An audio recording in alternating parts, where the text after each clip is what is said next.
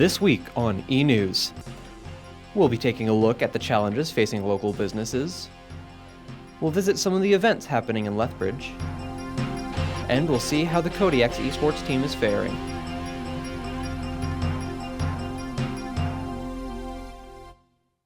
Welcome to eNews. I'm Brock Stratty. And I'm Kyle Weinberger. And here are today's top stories. Lethbridge is home to numerous small businesses. For many, community support is important to keep their businesses running. Carly Blackmore has more. Hello, how are you? In the business industry, shops rely on their customers to keep their doors open. Some may say customers are the heart of businesses, as their satisfaction and support are essential. Small business owner Taylor Swanby says that community support is vital for her local business, Ugly Stuffs, here in Lethbridge. Community support is huge. We love to work with a lot of businesses. Because we make a lot of things, we make a lot of merch for businesses, as well as we like just being part of different events, and we try to be as involved as we can be in the community. Although many businesses had to shut down due to COVID-19 almost 5 years ago, Lethbridge Chamber of Commerce Chief Executive Officer Cindy Crane says the past year was one for growth and relaxation. Crane states the impact the pandemic had on local businesses was significant, but not enough to shy away from learning opportunities. We made it through a really rough bump. There'll be more bumps, but I think it really forced us to take threats and turn them into opportunities. Running a small business has its ups and downs, with new ways of learning around every corner. For Swanby, having satisfied customers is the cornerstone of their success. I think the main one is just learning what people like and how much to bring in of everything, how much to make of things, and also how to manage my time, because I do a lot of jobs, so it's just managing my time efficiently to serve my customers best. Local businesses here in Lethbridge are taking any road bumps in their way and creating new opportunities for themselves and their community. Carly Blackmore, eNews. Small businesses are optimistic for the upcoming year. This is a good reminder to shop local. Some Lethbridge residents are worried about the tariffs that President-elect Donald Trump might impose on Canada during his presidency. Welding production is in full force at Kirchner Machine, Lethbridge's top-rated manufacturer. They make all sorts of equipment for farmers all around southern Alberta. With the threat of an increase in tariffs looming over them as Donald Trump is in office, Office Manager Renee Ives says that she doesn't expect the tariffs to affect them that much. Most of our products are sold locally. We do export some equipment to the States, but it's less than 10%, so it's probably not going to impact us that much. All it will do is raise prices for our customers. The impact of potential tariffs remain uncertain, but businesses like Kirchner Machines are keeping a close eye. For now, many in Lethbridge are hoping for stability in trade policies to avoid price hikes for consumers. Downtown Lethbridge has long struggled with rising crime rates. Now, local business owners are rallying for change to protect their livelihoods. The challenges of crime are echoing through downtown Lethbridge, significantly impacting small businesses in the area. In response, local shop owners are trying to stay afloat by taking measures to keep their stores and customers safe. We need more. We need to fund the police because we need more presence down here. And there has been times where there has been, I know they've taken initiative and they have certain days where there is a police presence down here, and we feel it. We feel when the police presence is down here. Sources, you can visit the lethbridgepolice.ca website for information on crime prevention programs, reporting incidents, and accessing community support. With the introduction of a holiday GST exemption on certain items at stores, a local Lethbridge business is experiencing the impact it's had on their business model. How Sweet Inc. is a mom-and-pop shop that sells candies and sweets in downtown Lethbridge. Being a small business, How Sweet has experienced firsthand the effects of the national GST exemption that was put into place by the federal government. It was to help lower-income individuals afford basic items during an expensive time of the year. Co-owner Colin Howe says that because of the way his business functions, the tax exemption has less serious consequences. There was no one who came in specifically and said, oh, this is, I'm buying this because I get, a GST holiday. For the most part, we sell $2 to $3 items. So are you going to notice that? No, you're not going to notice that at the end of the day. his business was able to retain profits. Though a higher volume of customers were buying products because of the cheaper items that he carries in his store, he was able to keep afloat during the season. The Redeemed Christian Church of God has become a cornerstone of kindness within the Lethbridge community by offering support to its residents. It has become a vital resource for immigrants and community members in need. One member of the church says the support helped him through a difficult period. It was during this time he turned to his pastor, who not only provided spiritual guidance, but also extended practical help. I have a pastor here who also happens to be a very close friend and brother to me, but he's my pastor in the church. I had financial issues when I had to reach out to him, and he was there to help us. Coming from the church, he was there to help me go through the whole situation and all that. So yeah, the church is always very helpful, very ready to help immigrants. RCCG XL Parish in Lethbridge remains a vital support system for the community, offering both spiritual guidance and practical help to those in need. Coming up after the break, we take a look at the Light Festival at Nikayuko Gardens, and a Ukrainian club celebrates their culture through dance. But first, here's B Kilo. Sometimes you just feel a little queer. I'm B Kilo, and these are 5-ish queer hashtags. Hashtag slay. While this isn't explicitly queer, the word slay doesn't hit the same unless it's coming out the mouth of a twink or a drunk girl. Hashtag WLW, or hashtag MLM, also known as women loving women and men loving men.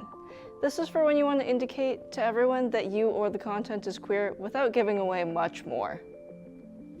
Hashtag intersexuality here, whether it's hashtag gay, hashtag lesbian, hashtag bi, or hashtag whatever you are, adding your sexuality in hashtags is the best way to find your community.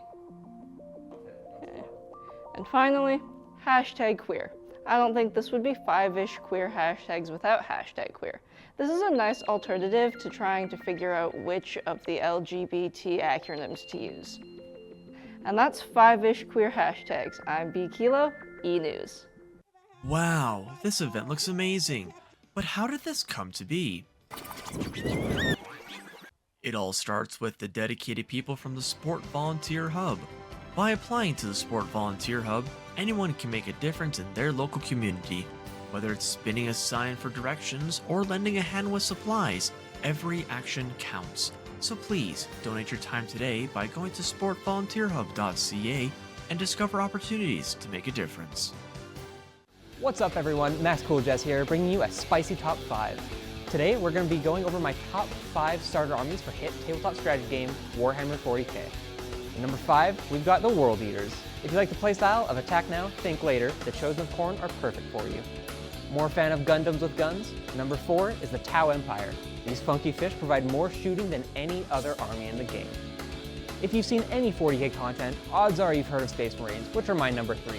They've been the poster child of the game since it came out, so there's almost too much to choose from. At number 2, the Knights Household. Imperial or Chaos? Depends on what you want. Either way, you're playing nothing but big stompy robots. And at number 1, the Golden Boys of the Emperor, the Adeptus Custodes. Cheap to pick up and usually always good in game, these janitors are a threat on any tabletop. That will do it for my top 5 of starter 40k armies. I've been Max Cool Jazz, and we will see you next time. Thank you, Max Cool Jazz. Lethbridge has always been rife with hidden musical talent. Now one seasoned vocal instructor is making that talent shine. Tayson Preet has the story. The sound of music is alive in Southern Alberta, due in part to the Roberts Vocal Academy. Back in September, Dr. Erin Roberts stepped away from leading the choir at the Lethbridge Collegiate Institute High School. Doing so has allowed her to return to teaching private lessons, helping aspiring students to get better at what they love. I've been really amazed and happy with the response, and lots of students wanting to sing, which is awesome. Singing is a great thing, so I love it, and I'm glad that others love it too. Her doctorate in music and opera performance, as well as her roles in musical stage performances across the world, gives her the ability to give her students the specialized teaching they need.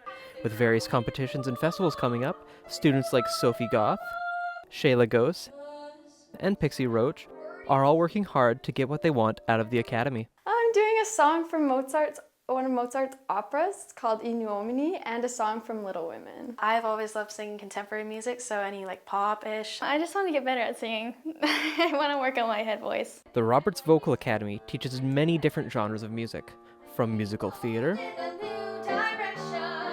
to opera, and yes, even pop. It is this love of music that pushes Dr. Aaron Roberts to help students improve each and every day. Whether they go off to perform professionally or not, we don't really care about that so much. We just want to inspire and foster a love of music and performing in the community. The students of Roberts Vocal Academy are currently preparing for the Lethbridge Music and Speech Arts Festival at the beginning of April. Performances will be available to the public at the cost of $5 per person. Tayson Preet, eNews. The Roberts Vocal Academy Legacy Choir is also set to return in April. If you're interested or you just want to know more, check them out on Instagram at Roberts Vocal Academy. Chorlanka Ukrainian Dance Club is celebrating their 30th anniversary in southern Alberta. The dance club was founded in 1994 and is made up of 50 members ranging from 3 years old to adults. Chorlanka Ukrainian Dance Club is celebrating their 30th anniversary and showcases the different regions of Ukraine and costumes through their dancing. Dean Makadensky, the ensemble artistic director, says those who have fled from Ukraine and are currently residing in southern Alberta are using Chorlanka to express themselves and unite with their culture. With the war that's going on in Ukraine, we've got so many Ukrainian newcomers moving here to southern Alberta, so we're kind of a hub for them to engage, meet people, and just get in touch with their Ukrainian roots. Chorlanka Ukrainian Dance Club strives to promote and preserve Ukrainian dancing. Chorlanka hopes to continue sharing their culture with southern Alberta. The Wildlife Festival tours through southern Alberta this winter, bringing together wildlife experts, conservationists, and enthusiasts from across the region. Exotic animals were displayed for the public to learn and enjoy the scenery. Brenda Cherotich reports.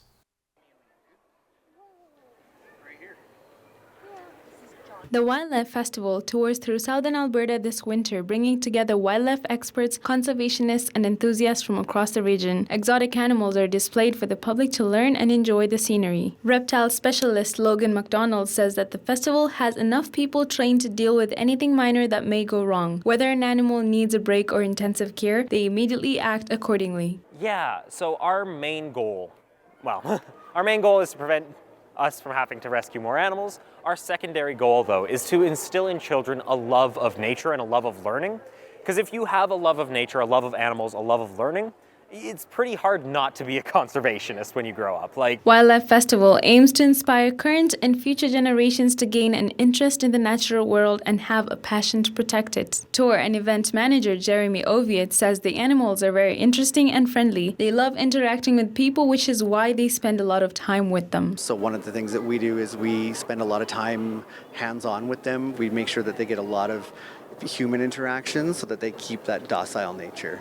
McDonald says the festival has several new types of lizards and porcupines this season. He mentions having returning favorites like the boa constrictors, which seem scary to people at first but interesting to hang out with. Because a lot of the animals we have here are not the best pets, and we want to teach people about proper pet ownership and try and avoid having to rescue more animals when people get animals that they can't take care of. The Wildlife Festival organizers are looking forward to educating more people about rescuing and rehabilitating exotic animals as they tour around 3 provinces across Western Canada. For eNews, I'm Brenda Cherotich. The festival features a range of exhibits, displays, and presentations focused on wildlife conservation, education, and research. For more information, check out their website, wildlifefestival.ca. Winter in Canada, a time when it gets dark early. At eNEWSFeb28 Gardens, they have created a way to enjoy the darkness and get out of the house. I got the opportunity to experience this firsthand. That is the sound of the Japanese Bansho bell at eNEWSFeb28 Gardens.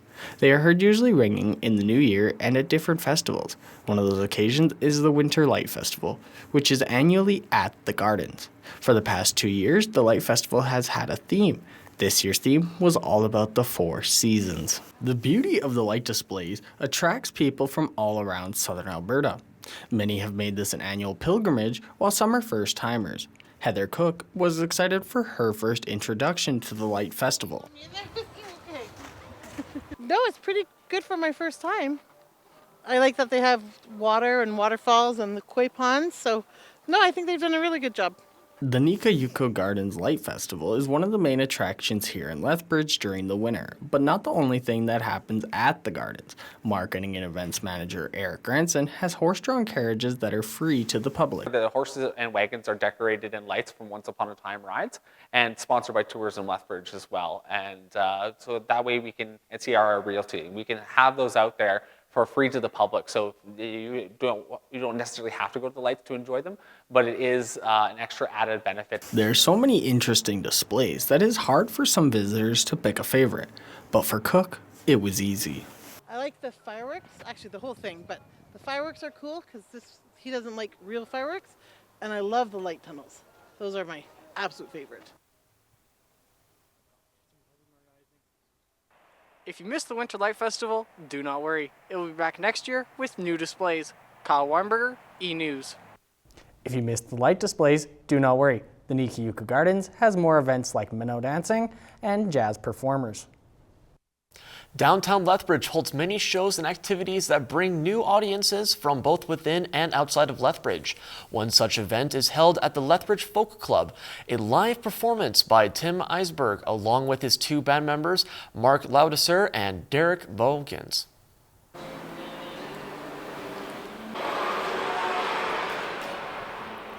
The Lethbridge Folk Club holds many relaxing activities for the elderly population to enjoy, maintaining a good and positive environment for all people around the community.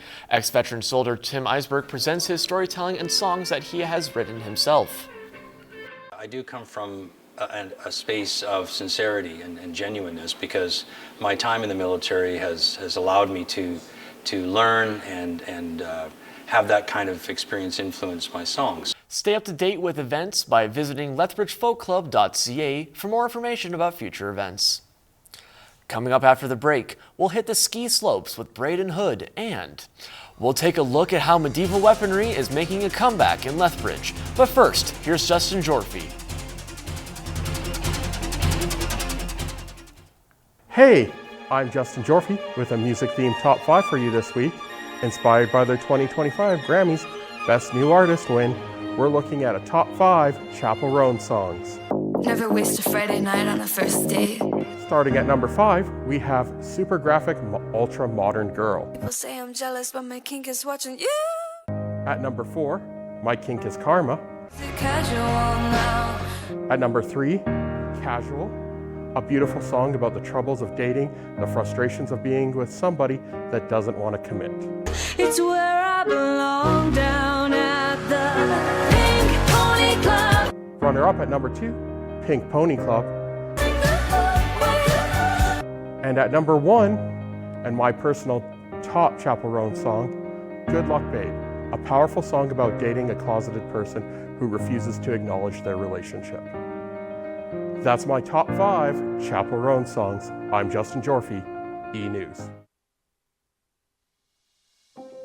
The depots within the Ability Resource Association are here to help fund the association's other activities, which includes services for people with disabilities. Assist my team in providing the supports to help individuals obtain and maintain employment. I think it's amazing to be part of the lives of people with disabilities in that we get to see people succeed in all the ways they want to succeed. Come visit our locations today, call our reception office, or visit us on Facebook. Hi there, I'm Eric Lukey, and today I'm going to be counting down my favorite controversial hashtags. First up, we have hashtag Trump. Everybody's favorite annoying orange is getting himself in more and more trouble these days on political Twitter. And it's not hard to see why he's in such heated controversy. Coming up after that, we have Keystone XL. With Trump's new order to expand this ever-expanding pipeline down to past the US border, it's going to be interesting to see how this development grows. Up next, we have hashtag 51st State. With recent political tensions raising between the two countries, it's not hard to see why Canadians are upset about the values and traits being portrayed by American media. And finally, at number 1, we have hashtag Kanye. With everything that's happened with Kanye West in the recent media and a lot of anti-Semitic posts, people are not happy with the controversy that's been brewing online. And that's all for me. I'm Eric Lukey with your hashtag controversies. Thanks, Eric. The Kodiak's esports team is off to a fast start. Team captain Brandon Collar spoke with us on how they plan to continue their win streak. Hello, I'm Kyle Weinberger with Brandon Collar, the captain of the Rocket League esports team here at the Lethbridge Polytechnic. How are you, Brandon? I'm good, how are you? I'm all right. So you've been playing Rocket League for how long? Close to 8 or 9 years. Okay. What got you into that? Just playing video games as a hobby when I was younger. I found it fun hopping on with some friends. Once I saw it as an option at the college, I thought I'm pretty good, so I went to try it out and now I'm on the team. Nice. How long have you been on the team for? Since I started, close to almost 2 years ago now. Okay. So you guys had a few wins previously, right? Yes. You guys are 2-0 in fact? Yep. How do you guys prepare for each game? So we usually practice once or twice a week for 2 to 3 hours in this room and just focus on teamwork, play, everything.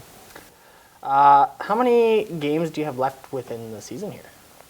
We got about 5 more in open qualifiers, and then if we make it to playoffs, there'll be much more there. Within your team, how many people are on it? It's me and 2 others and a coach. So you guys probably know each other quite well then? Yes, yeah. Would you say you formed an emotional connection through being on this team together? Yeah, I'd say they're pretty good friends of mine now. All right. And one final question for you here. If you had to say something to someone coming into the college wanting to join the esports team, what would you tell them? Just try out.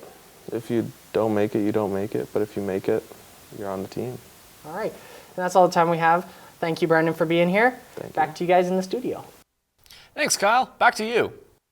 Inflation has affected every aspect of our economy over the past few years. It has also taken a bite out of our recreation dollars. Braden Hood has more. Braden?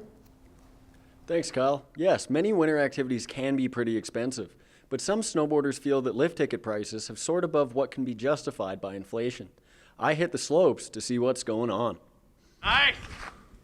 Over the past 5 years, ski lift ticket prices have skyrocketed, potentially making things harder for the rest of the ski and snow industry. Even smaller resorts, such as Castle Mountain, have seen prices near double in the past decade. The owner of Lethbridge's Borderline Skate and Snow, Ian Goche, shared that these price hikes haven't yet led to committed riders giving up the board, but it has led to less people getting into snowboarding in the first place. You know, to get new members into snowboarding and stuff like that, the day-to-day lift prices is definitely out of control. This may be an effort to push consumers to buy season's passes, which have more perceived value when single-day tickets are higher. Riders that get out to the hill often may have no issue with this, but for beginners, a season's pass can be hard to stomach, and a lift ticket above $100 can seem unaffordable. Beginner snowboarder Brody Forsyth shared that as a skateboarder, he was unable to comprehend the price of lift tickets when skate parks are free. As a skateboarder and the skate parks are free, I think it is too expensive. Free snowboard facilities may seem like nothing but a dream, but it turns out Lethbridge may be closer to cost-effective riding than we think. Yeah, so we're working with the city and other groups to try to bring snowboarding to Lethbridge that's free and accessible for everybody in the communities. There's not yet any concrete plans for the snowboard park. However, Goche stated that they are on pace to have a free-to-ride facility right here in Legacy Park by next winter. For eNews, I'm Braden Hood. Goche encourages those who feel they would benefit from free riding in the city to contact the City of Lethbridge's Recreation Department. Thanks, Braden. For over 20,000 years, archery has been a cornerstone in the ways of hunting and sport. Now in the modern era, archers use this activity to relax and enjoy each other's company. I had the opportunity to do this story. Archery may seem like a simple sport. Just look at a target, pull back the string, and let go. However, it takes years, if not decades, to master your form. Monica Higgins is an archer from Lethbridge's Bowbenders Club. She says that even though she's won lots of medals, there's still training to be done. You put yourself out there. You put yourself into shoot-offs. You put yourself wherever there's pressure situations so that you can learn from them and build off of that for the next one. One event that many archers participate in is the Ironman Archery event in Lethbridge, Alberta. Nearly 200 bowmen from across North America take part in the yearly tournament. The president of the Bowbenders Club is Jude Huey. She says that the reason they call it the Ironman is because over the 2-day event, they fire over 100 arrows and you need to be like iron to keep going. People talk about the Ironman all the time. Says, when is it going to be next year? As they're leaving this year. So it's been very positive. Most competitors at these events are here for fun, not for medals. They range from teens to seniors and just enjoy shooting their bows and having a great time. Higgins feels that it's been a rewarding part of her life. It brought me my husband. It brought me my closest friends over the last 24 years. It gave me a really good life-work balance. Archery has been the sport that brings both families and communities together. Whether it be big game or friendly rivalry, everyone is welcome to enjoy this activity. For eNews, I'm Brock Stratty. To find out more information about archery in Lethbridge, visit lethbridgebowbenders.com. From heavy armor to historical recreations, one Lethbridge club is keeping the Middle Ages alive and well. The Lethbridge Medieval Club offers members a chance to dive into medieval combat, craftsmanship, and culture. Jacob Penner shows us how this group brings history to life every Sunday. Force him into an opening without leaving one myself. The Lethbridge Medieval Club prides itself on bringing the Middle Ages back to life, not just through combat, but by recreating the era's culture and traditions. Marko Markovic joined the club just over a decade ago, where he finally got to live his dreams of being a knight as a kid, where his joy and passion takes over. We try and base ourselves in proper history and primary sources, which means like it's someone from that time period wrote it down. They made the picture, they made the document, right? It's the primary document, and we want to use those to recreate it as authentically as possible. From armor to weapons, the Lethbridge Medieval Club carefully selects and crafts the tools they use. Chris Fisher has been in the club for over 30 years when he joined to become the club's armor, and is currently the president of the club this year. So armor we make, you can also buy it. There's a bunch of different armorers around the world for varying different prices. Weapons we usually buy, and you'll see weapons back here. They're polymer or wood or sometimes steel that's been tempered to have certain amounts of flexibility. For many members, the appeal of its heavy armor goes beyond its appearance. It's about safety and intensity in combat, but lighter work also has its place in their training. I really enjoy the heavy armored stuff, not just for its aesthetics. It allows me to go to a certain level of intensity that I could not safely do with less armor, right? From crafting clothing to forging armor, members find creative ways to keep history alive. So I mean, a lot of the cloth that you see we've also made or bought. It's the same as with armor, and we make a lot of it ourselves because many of us are poor students just like everybody else. Lethbridge Medieval Club has been around for over 4 decades at the university and is dedicated to exploring aspects of the human experience across the medieval world. Come on down to the university at Sunday at 2 o'clock to find out more. Jacob Penner, eNews. If you're interested in the medieval arts, the Lethbridge Medieval Club could be the place for you. Come on down to the University of Lethbridge, where the meetings are held every Sunday at 2, or check out lethbridgemedieval.ca for more information.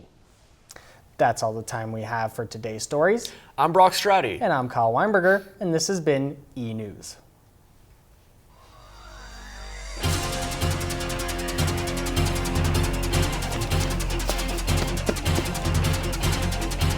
Okay.